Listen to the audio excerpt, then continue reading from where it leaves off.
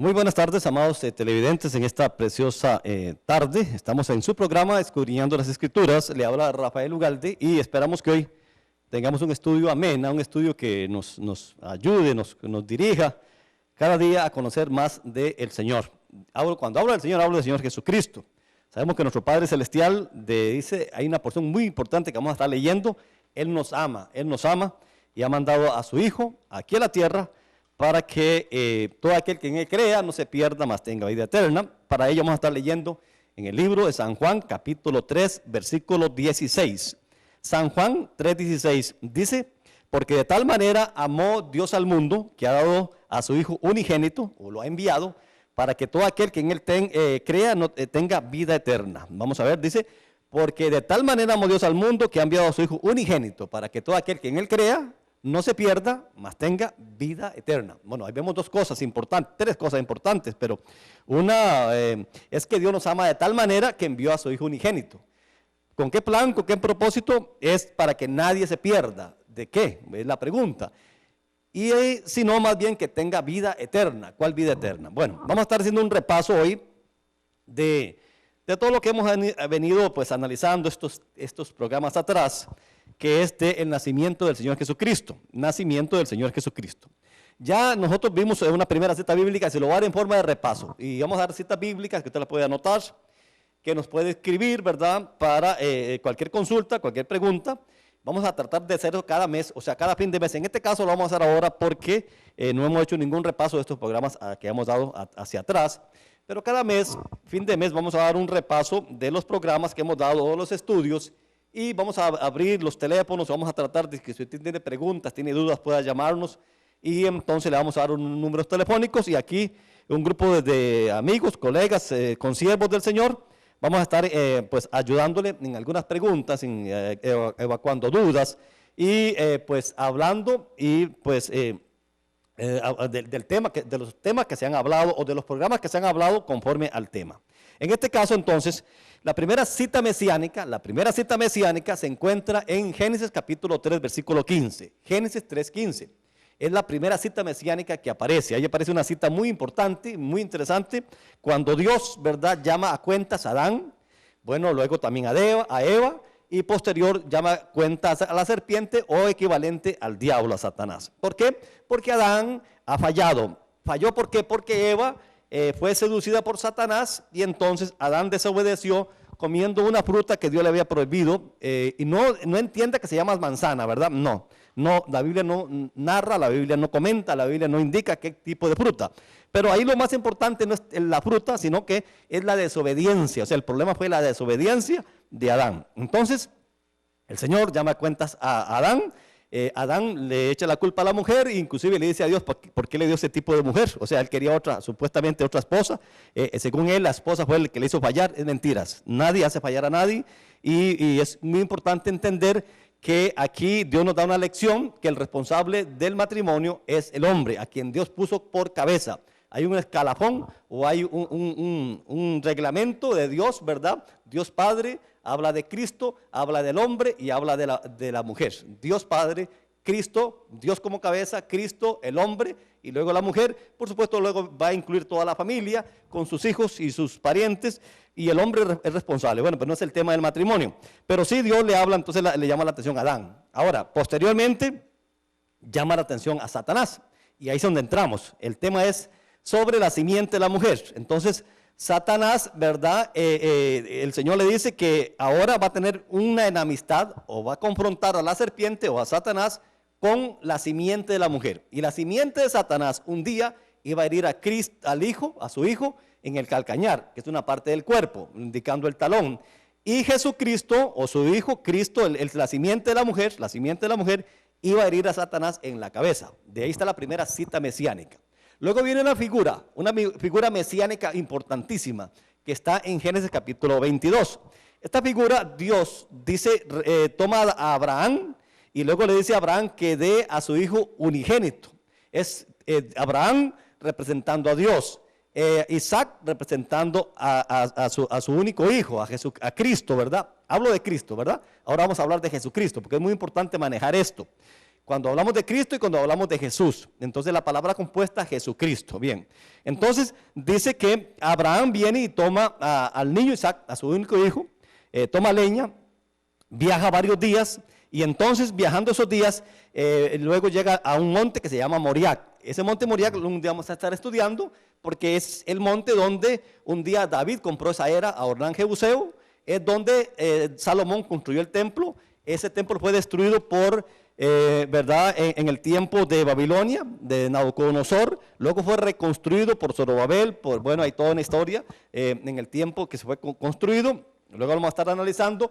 Y siguió siendo reconstruido por 40 y resto de años por diferentes personas y por último Herodes el Grande. Y ese templo es cuando llegó Cristo y ese templo, ¿verdad? Estaba en ese lugar llamado Moriah, que es Jerusalén. Ese templo fue destruido, ¿verdad? Por un emperador, o en ese entonces no era emperador, sino que era el jefe ¿cómo se llama? Del ejército, era un comandante, bueno, tiene otro nombre, pero él destruyó el templo, Tito, un emperador romano, que luego fue emperador, y fue destruido, y ese templo pronto va a ser reconstruido, y va a ser reconstruido en un lugar donde hay un edificio que lo conmemora la mayor parte del pueblo asiático. Bueno, vamos luego a verlo, a analizarlo. Pero lo que estoy diciendo es que Isaac iba a ser sacrificado en el monte Moriah, ¿verdad? Entonces, ahí inmediatamente aparece un cordero. Entonces, cuando Abraham va a degollar al muchacho, aparece un cordero y aparece un ángel que le dice, he aquí el cordero. Aquí está el cordero, ¿verdad? Abraham por fe había dicho, no se preocupe Isaac, Dios proveerá. Imagínense. Porque Isaac pregunta, ¿dónde está el cordero? Llevan todo para el sacrificio. Y entonces, Abraham dice, Dios proveerá. Pero más sin embargo, Abraham está dispuesto a sacrificar a su hijo, aparece el cordero. Como Abraham había dicho, Dios proveerá. Es un prototipo del Señor Jesús. Dios proveyó en el Señor Jesús, ¿verdad? Ese cordero que dice San Juan 1:29. He aquí el cordero de Dios que quita el pecado del mundo. Lo mencionó Juan Bautista y lo escribió Juan Apóstol, ¿verdad? Vamos a darlo en forma de repaso, porque es bien interesante conocer la historia del Señor Jesús, ¿verdad? Entonces, esta cita mesiánica está en Génesis 3:15, y esta figura mesiánica está en Génesis capítulo 22. Bien, luego pasaron los años, y 600 años antes, o 700 años antes de que naciera el Señor Jesús, apareció, ¿verdad?, en una revelación a Isaías, en el capítulo 7:14. Y usted lo puede leer, donde dice, y aquí una virgen concebirá y dará a luz un hijo. Ese hijo que esperaban por tiempo el pueblo hebreo, ese hijo que había prometido Dios en Génesis 3:15, que era la simiente de la mujer. Es importante también agregar esto, que Dios, como Satanás usó una mujer para hacer caer a Adán y hacerlo desobedecer, y Adán cayó de la gloria de Dios, ¿verdad?, o del plan de Dios. Bueno, tal vez no del plan de Dios, sino que porque Dios nunca pierde su plan o su plan es estropeado, sino que el hombre es el que mete la mano y cuando se deja guiar por el enemigo, y entonces él es el que pierde o se desvía del plan de Dios, es lo más correcto. Pero entonces aquí es bien importante que como Satanás usó una mujer, la misma receta le aplicó Dios, Jehová Dios. Entonces digo que la simiente de la mujer iba a levantar un hijo de una mujer. Y este es el que está anunciando Isaías 7:14. Este hijo, y usted lo puede leer también ahí mismo, Isaías 9:6, que tiene unos nombres admirables: Dios consejero, príncipe de paz, Dios fuerte, hablando de un niño, pero que iba a dar a luz una virgen. Una virgen es una niña, ¿verdad?, que no ha tenido relación sexual con nadie, con ningún varón, que es virgen, que es niña, ¿verdad? Señorita, pero además es virgen, ¿verdad? Una santa muchacha. Y está hablando de María la Virgen. Se cumplió en María la Virgen. En Lucas 1:26, usted puede leerlo, donde apareció un ángel a María y le dijo, muy favorecida, tú entre las mujeres. Lucas 1:26. Usted sigue leyendo ahí, bien importante, porque María se sorprende y María pues no no entiende qué es lo que está sucediendo. En el versículo 34, Lucas, ¿verdad? 1:34, María dice que cómo será esto, pues ella no conoce varón. Sigue leyendo la historia en el versículo 26, ya lo hemos analizado y leído, pero entonces el ángel sabiamente, que Dios es tan sabio, ¿verdad? Entonces le echó una manita, déjenme usar esta expresión popular, a María, y le cuenta a María que Elizabeth, su parienta, una señora anciana que vivía en las montañas de Judea, tiene ya 6 meses de embarazo, ¿verdad? En el versículo, usted lo puede leer, versículo 36, y le agrega el ángel y le dice en el versículo 37, porque no hay nada imposible para Dios. Eso le reanimó a María, porque María se pone a pensar que su parienta Elizabeth, que es anciana, ¿verdad? Y es estéril, ya está embarazada y tiene 6 meses. Entonces en el versículo 38, María dice, he aquí a la sierva de Jehová, hágase conmigo conforme su palabra. Y el ángel se fue de su presencia. Ahí María acepta ser la madre del niño, del Salvador, de ese niño que estaba pronosticado, que estaba profetizado, que allá en Génesis 3:15, de la simiente de la mujer. Ese niño llamado Jesús, ¿verdad? Llamado Jesús, que significa Salvador, porque el ángel le dijo que le tenía que llamar Jesús, ¿verdad? En el versículo 39, Lucas 1:39, María se puso deprisa y se puso en pie y arregló maletas, digámoslo, y fue deprisa a Elizabeth. Y llegó a la montaña de Judea, y si usted lee el versículo 40, versículo 41, cuando llegó, dice que Juan el Bautista saltó de alegría en el vientre de Elizabeth. Y Elizabeth dijo, ¿por qué se me concede esto a mí? Que la madre de mi Señor, venga a mí, ¿verdad? Está hablando de un niño que tiene aproximadamente 15 días. ¿Por qué tiene 15 días? Porque cuando el ángel le apareció a María en Nazaret, ¿verdad? Dice que en aquellos días María se puso en pie o comenzó a caminar. Estamos hablando que en aquellos días, no sé, ya hemos pues sacado cuentas más o menos. No sé, no hay nada calculado, no hay nada fijo, pero estamos hablando de una semana. Y duró 15 días caminando porque de Nazaret a Judea, de Galilea a Judea, habían 100 kilómetros, ¿verdad? Llegó donde María, donde Elizabeth, y allá estuvo en el versículo, usted lo puede leer, versículo 56, estuvo 3 meses. Ya llevamos, bueno, cuando digo que Elizabeth dijo, ¿por qué se me concede esto a mí? Que la madre de mi Señor venga a mí, se está refiriendo a un niño que tiene como 15, 22 días de gestación. María se quedó 3 meses, y ahí mismo en Lucas 1:56, ¿verdad? Y luego regresó ¿a dónde? A Nazaret, su pueblo, donde estaba esperándola José. Cuando José la vio, ya tenía 4 meses de embarazo.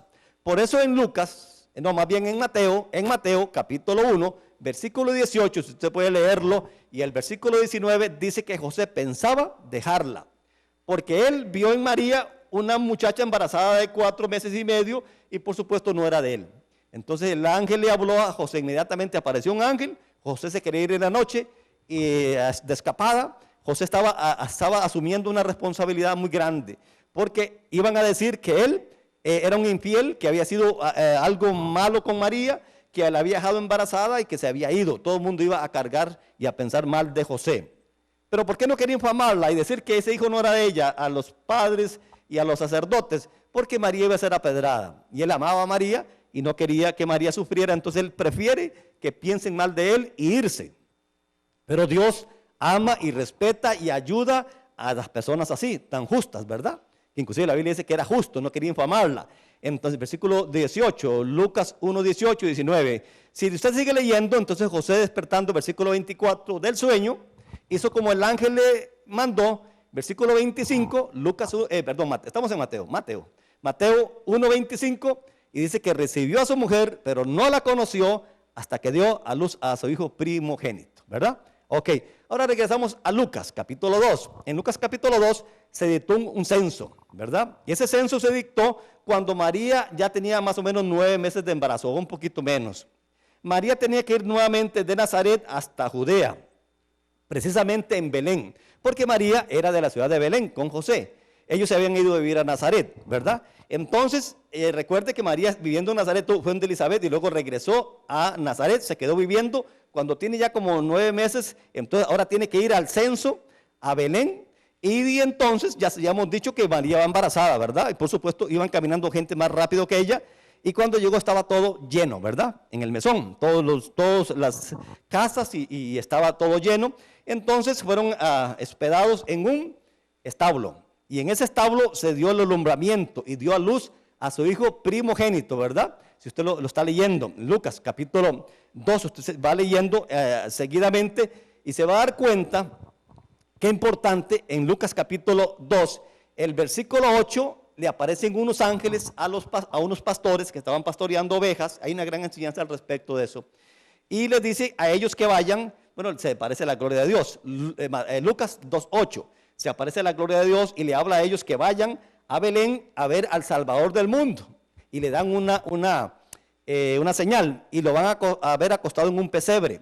Estos pastores se fueron deprisa y llegaron al versículo 16 y encontraron al niño acostado en un pesebre. Esa señal se cumplió, le habló a todos ellos, ¿verdad?, de lo que había sucedido, de lo que le estaba diciendo. Entonces, ahí vemos nosotros que ya Dios está hablando y dando señales a un grupo de pastores, la gente más humilde que había. Y la pregunta es, ¿por qué no fue al Sanedrín? ¿Por qué no fue al sumo sacerdote? ¿Por qué no fue a los fariseos, a los saduceos, verdad? Que luego fueron los peores enemigos del Señor Jesús. No, ¿fue a dónde? Fue a un grupo de pastores. Hay una gran enseñanza al respecto con ese grupo de pastores. Bien, entonces ya ahí aparece esa señal maravillosa. Ahora, en Lucas capítulo 2 y versículo 21, a los 8 días lo circuncidaron. Vamos a ver, bien importante. Recuerde que María vivía en Nazaret.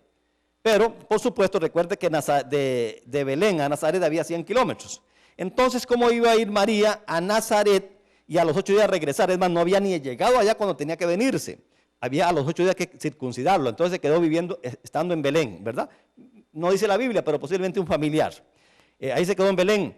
Y entonces a Lucas 2:21, a los 8 días lo circuncidó. Ahora, recuerde que a los 40 días tenía que volverlo a presentar. Entonces, ¿para qué iba a ir? No, se quedó también en Belén. Y a los 40 días lo presentó al Señor.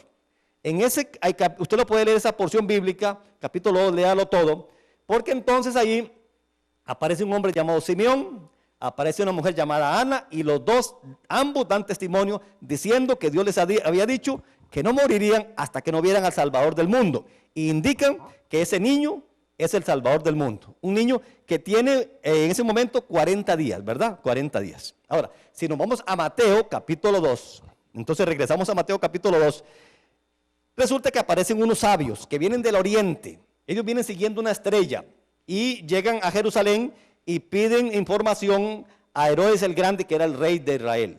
Y el rey de Israel entonces se asesora con los sacerdotes y con parte del Sanedrín. Ellos le indican, Mateo capítulo 2, usted puede leerlo, y entonces le indican que él tiene que nacer en Belén.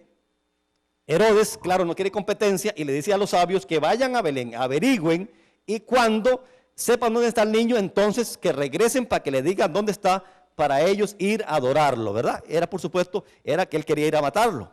Entonces los sabios se van caminando, y apenas salen de Jerusalén y comienzan a irse hacia Belén, aparece nuevamente la estrella. Y ellos se regocijan viendo la estrella y se van hasta que llega la estrella y se pone en dirección de una casa.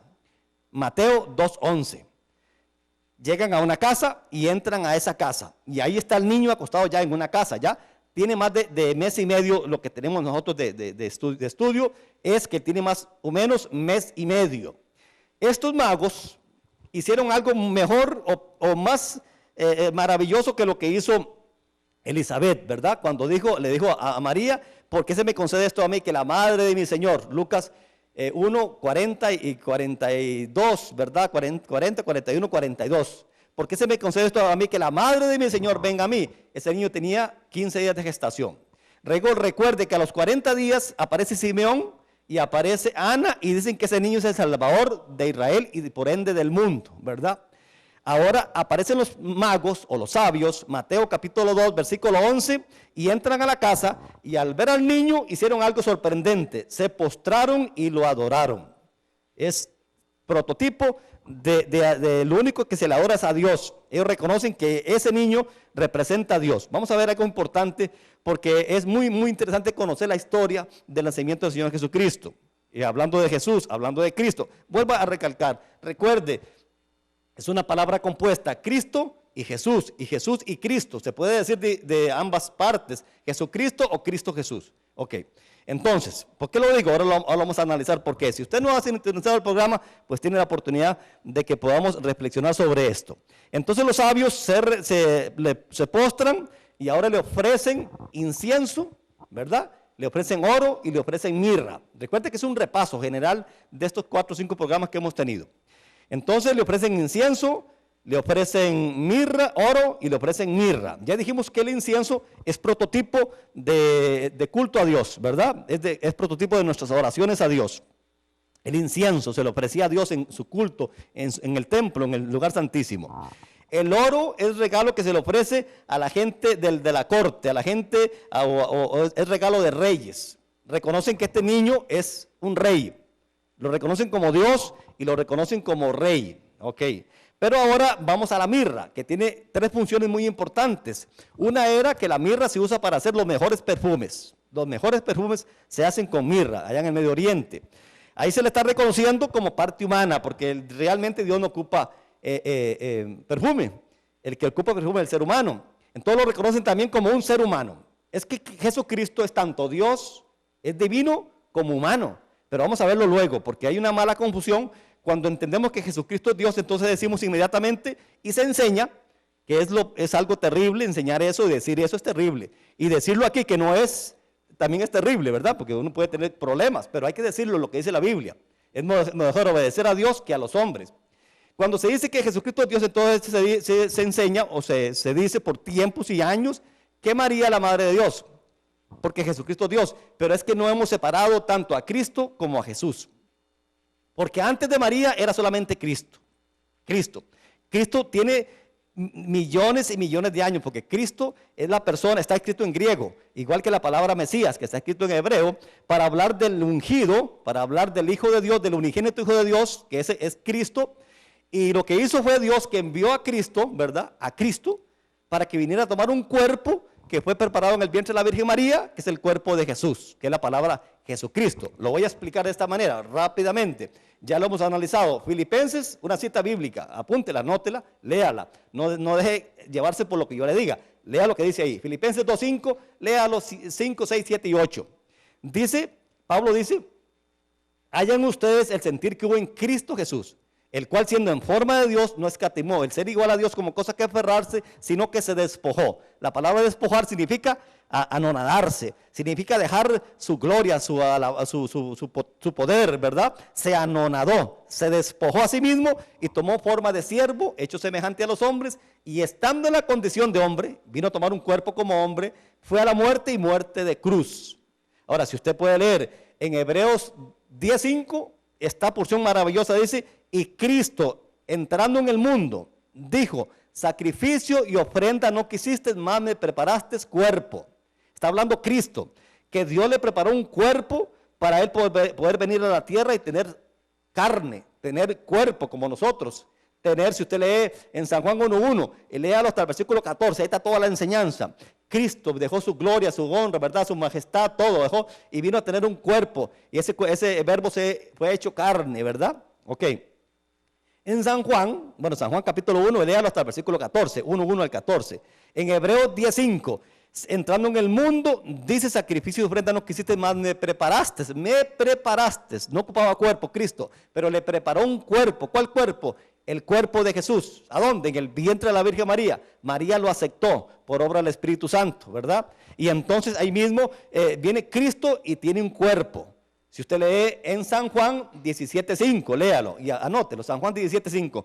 Cristo en los últimos días de su oración, Él hace una oración maravillosa y está orando a Dios porque sabe que le quedan pocos días ya para ir a la última Pascua donde Él va a entregar su cuerpo. Ese cuerpo que lo mencionó Juan Bautista y lo escribió Juan Apóstol. San Juan 1:29, he aquí el Cordero de Dios que quita el pecado del mundo, ¿verdad? Ok, ese cuerpo, entonces Cristo en una de las últimas oraciones, San Juan 17:5, él dice así, Padre, glorifícame al lado tuyo, escuche, San Juan 17:5, glorifícame al lado tuyo con aquella gloria que tuve contigo,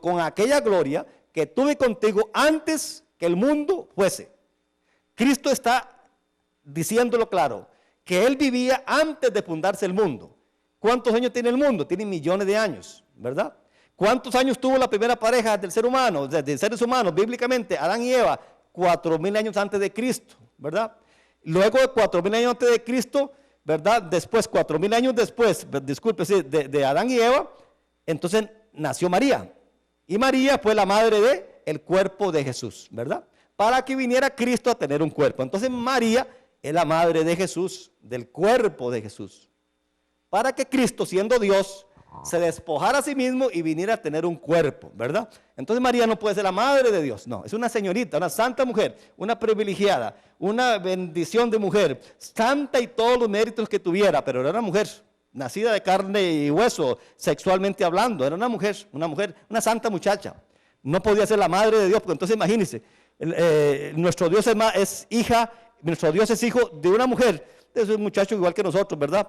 Nada más que el problema es que no entendemos que Jesús era esa parte humana para que Cristo, que era Dios, viniera a tener un cuerpo, se despojara. Y por supuesto luego Él se levantó de la tumba. Eso de la mirra está anunciando eso. Está anunciando la muerte de Jesús. Primero que todo, Jesús es hombre. La mirra es para hacer perfume. Es de los más exquisitos. Se le anuncia y ellos profetizan que ese es ser un ser humano. Pero además se profetiza la muerte que va a tener. ¿Por qué? Porque la mirra era para preparar un líquido, ¿verdad? Un jugo, como queramos llamarle, donde se le daban a las personas que morían en aquel entonces en una cruz para amortiguar sus dolores. Era como anestesia. Es importante, luego lo estudiaremos, que Jesús no quiso tomar ese compuesto, ¿verdad? No lo tomó. Él tomó luego, lo vamos a analizar, porque usted sí lo tomó otro, pero que era agua con vinagre, que eso era para la sed, ¿verdad? Pero luego vamos a ver que el jugo con mirra no lo tomó, eso luego lo veremos después. Bien, pero además la mirra se usa para embalsamar los cuerpos. Ahí también está profetizando que ese cuerpo no iba a haber corrupción, porque cuando se embalsan los cuerpos, esos cuerpos permanecen casi para siempre, ¿verdad? Entonces está profetizando. ¿Por qué? Porque el oro y el incienso no tienen que ver nada con la mirra, es algo totalmente diferente, son regalos totalmente diferentes, pero ahí hay una gran enseñanza, una gran profecía, se está pronosticando, se está guiando, se está indicando qué es lo que va a suceder. Primero que todo, incienso, adoración a Dios; oro, regalo de rey, se le reconoce como Dios, se le reconoce como rey, luego se le reconoce como hombre, pero como hombre tiene que morir en una cruz terriblemente. Y como hombre entonces se le va a dar, a la hora de muerte se le va a dar un compuesto para que no sufra tanto en la muerte, que no lo tomó. Y luego se profetiza que también ese cuerpo no se va a quedar en la tumba, no va a haber corrupción, ¿verdad? Entonces ahí tenemos, por ahí vamos con esta cuenta interesante. Cuando regresamos nuevamente a Mateo, ¿verdad? Capítulo 2, y si usted lo puede leer todo, yo se lo voy a dar así rápidamente por asunto de tiempo. Nosotros vemos entonces, ahí mismo Mateo, estamos en Mateo, pues sigue leyendo, ahí inmediatamente cuando los pastores, los sabios quieren regresar a Jerusalén, entonces le aparece un ángel y le dice a los sabios, no se vayan por ahí, váyanse por otro camino porque Herodes el Grande quiere matar al niño. Entonces los sabios fueron por otro lado. Herodes esperó varios tiempos y como no llegó, y en esa misma noche entonces le aparece un ángel y le dice a José y a María, váyanse en Egipto, porque Herodes el Grande quiere matar al niño. Entonces José y María se van para Egipto, ¿verdad? Herodes espera varios tiempos y como no llegan los sabios a darle información, entonces manda a matar a todos los niños menos de 2 años. Lea todo el capítulo de Mateo 2 para que me entienda lo que estamos hablando. Mateo capítulo 2.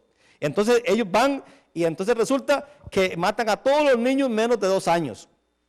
Lamentablemente fue una muerte de una cantidad de niños, pero Herodes esperó no se sabe cuánto tiempo, no sé, año y medio, para que los magos vinieran a dar la información, y entonces luego para curarse en salud, hablando popularmente, mandó a matar todos los niños menos de 2 años desde el tiempo que a él le habían dicho que había nacido el Mesías, o que había nacido el rey de los judíos, y mató una cantidad tremenda de niños, ¿verdad?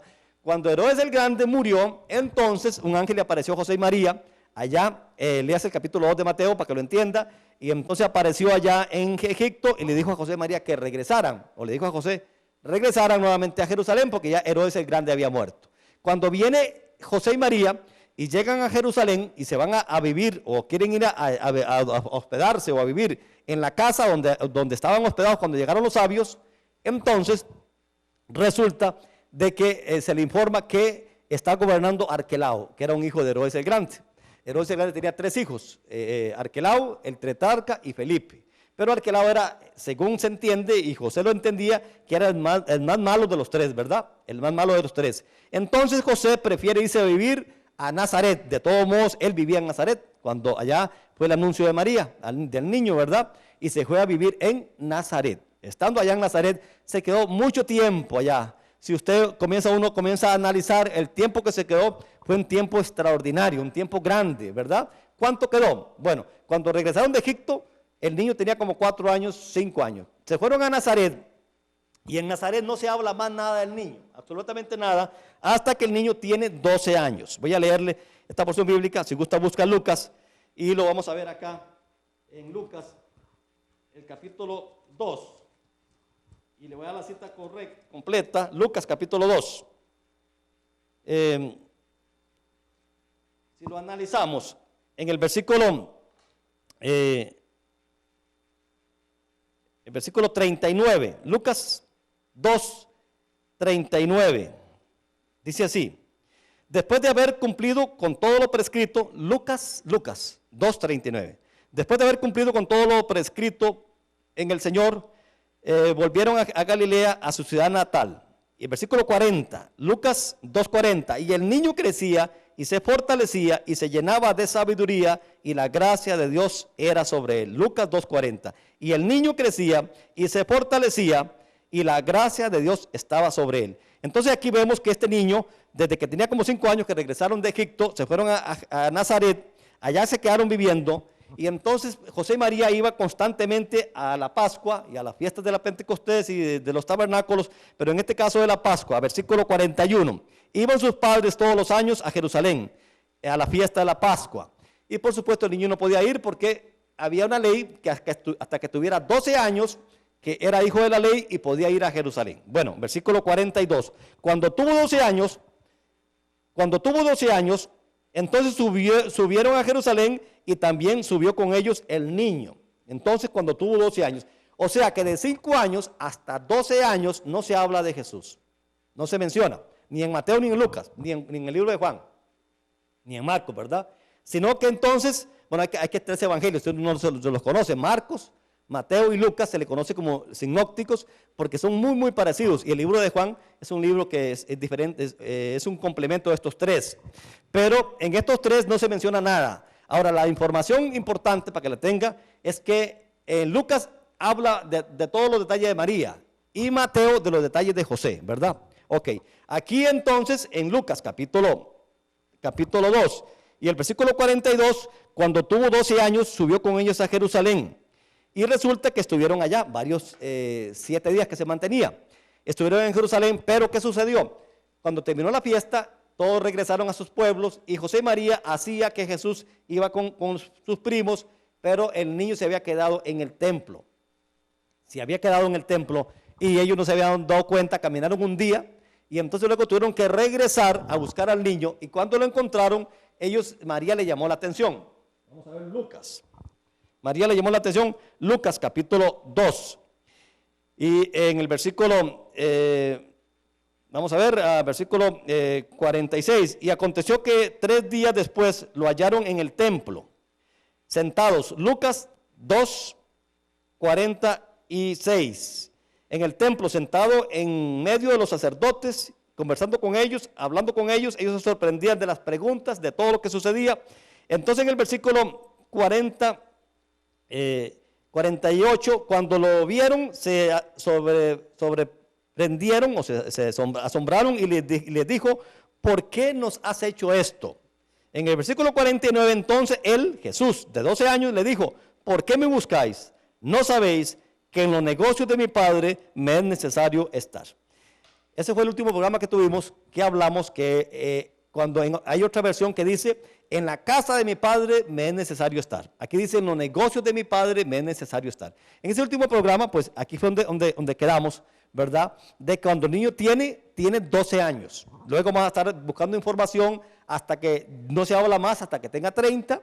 Y luego toda la información de los 30 a los 33 está toda seguida de los milagros, maravillas, prodigios, sanidades, donde de veras Jesús se movió de una manera increíble, sobrenatural, ¿verdad?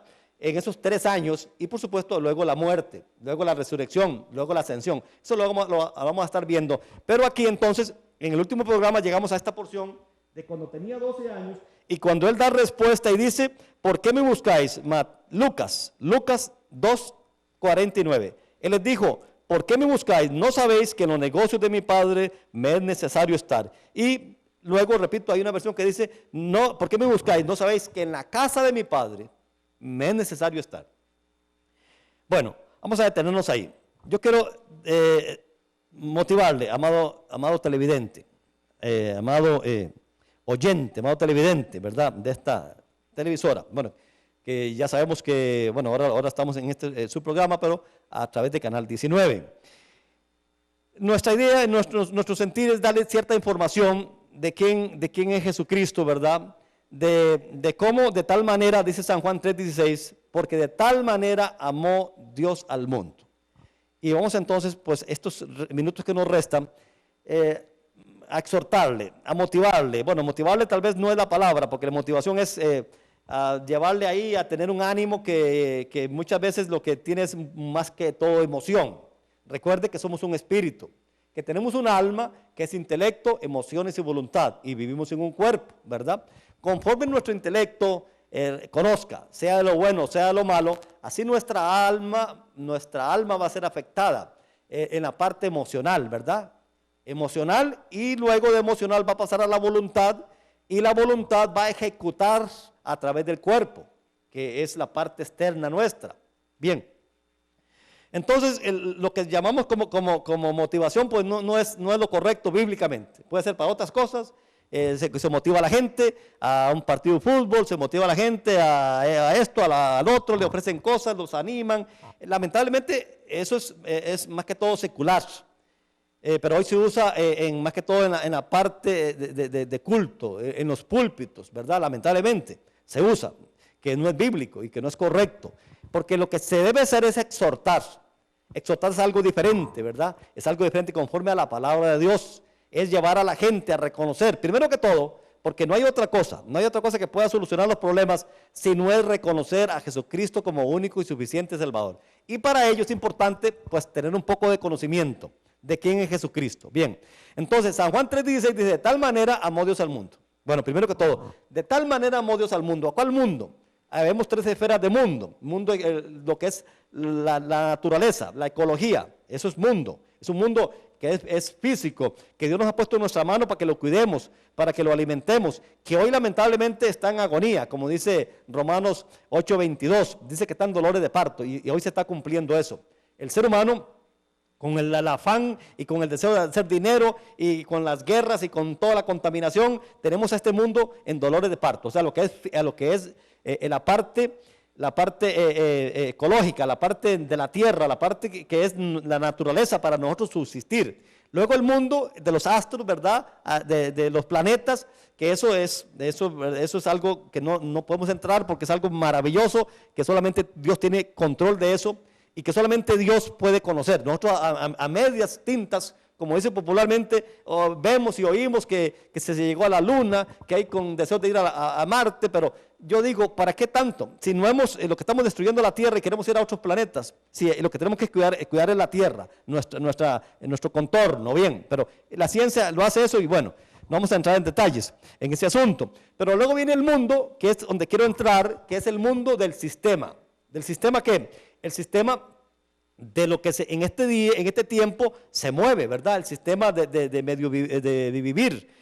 Hoy el mundo o el sistema hoy nos lleva a cosas totalmente absurdas. La tecnología, que es muy importante para unas cosas, pero muy dañina para otras. Luego viene los programas televisivos. La televisora es importantísimo, es muy buena, pero se usa mal, porque no hay nada malo, es el uso que le damos, ¿verdad? Porque yo puedo tener dinero y no hay nada malo para el dinero, y si Dios quiere bendecirme con dinero, que me bendiga con dinero, voy a usar más, voy a tener más programas de televisoras y voy a tener más esto, voy a usarlo más para las cosas de Dios. Pero la gente que no tiene a Dios en su corazón, que no piensa como dice la palabra de Dios, pues lo usa para otras cosas, ¿verdad? Igual es un arma puede ser para defenderse, pero puede usar para otras cosas. Bueno, lo que quiero llegar es que entonces el mundo hoy lo que está usando son los medios para el pecado, ¿verdad? El caso de la droga, por decirle algo, la cocaína, la planta es medicinal y es una planta de Dios, es una planta buena, igual que la caña, igual que la marihuana, es una planta buena, pero se le da un uso mal, y el problema es que ese uso viene por la desobediencia. Porque el caso de Adán, esa fruta estaba ahí y era buena, pero no debía de comer. Dios le dio todo el resto de frutas para que comiera, para que se alimentara, y prefirió dejar el montón, ¿verdad? La cantidad de frutas buenas e irse a comer una fruta prohibida. El ser humano tiene alimentos buenos dados por Dios. Y estas plantas son medicinales y son buenas, pero se le ha dado un uso mal, un uso totalmente nocivo, totalmente mal. Por eso hoy está el mundo como está, en la droga, en tanto pecado, en tanta maldad. ¿Por qué? Porque está en el sistema, lo está trabajando mal, ¿verdad? Está mal. El caso hoy de las modas, las mismas modas hoy. Hoy uno ve a muchachas, a señoras casadas. Si usted es una de ellas, me disculpa, pero no es posible que una señora agarre sus pantalones que tenía, que ya de todos modos era ropa que yo creo que es para hombre, porque bíblicamente tiene que haber una diferencia entre el hombre y la mujer en un montón de sentidos, ¿verdad? Pero en el caso de la vestimenta, pero agarra sus pantalones y los corta. Y si los cortara un poquito bajo, pero los corta muy arriba, se le va la tijera muy arriba. Y andan mujeres casi desnudas en la calle, muchachitas, jovencitas en la calle casi desnudas. O sea, hay una no sé, desintegración familiar terrible, porque ¿dónde está el papá de esa chiquita? ¿Dónde está el esposo de esa muchacha, de esa señora? Bueno, hay tanta cosa terrible en estos días que se está usando, que está pasando. Pero por eso Dios de tal manera amó al mundo, porque no quiere que nadie perezca, que nadie se condene, sino que todo aquel que crea en Jesucristo como único y suficiente Salvador tenga vida eterna. Por eso vino Cristo. En aquel entonces, hoy peor que nunca, el pecado está terriblemente, ¿verdad? El sistema del mundo está terriblemente. Satanás está usando terriblemente, ¿verdad?, todo este tipo de cosas para perjudicar al ser humano. Yo quiero invitarle en esta preciosa tarde, para que usted recapacite y usted piense cómo está su vida con Dios. Usted como cristiano, le están enseñando la palabra de Dios en su congregación, su pastor le está hablando la verdad, o lo está ahí, no sé, cómo se le puede llamar, pero le está ahí dándole, ¿cómo se llama? Profecías de prosperidad, de que usted va a ser bendecido, de que usted va a tener esto, y que usted es el otro, que usted es el otro, y no le está hablando la palabra que se arrepienta de su pecado, que deje la mentira, que se aparte posiblemente a través de la fornicación, que deje ese vicio, que deje de mentir, ¿verdad? Porque esos pecados todos son iguales, el adulterio, la fornicación, la mentira.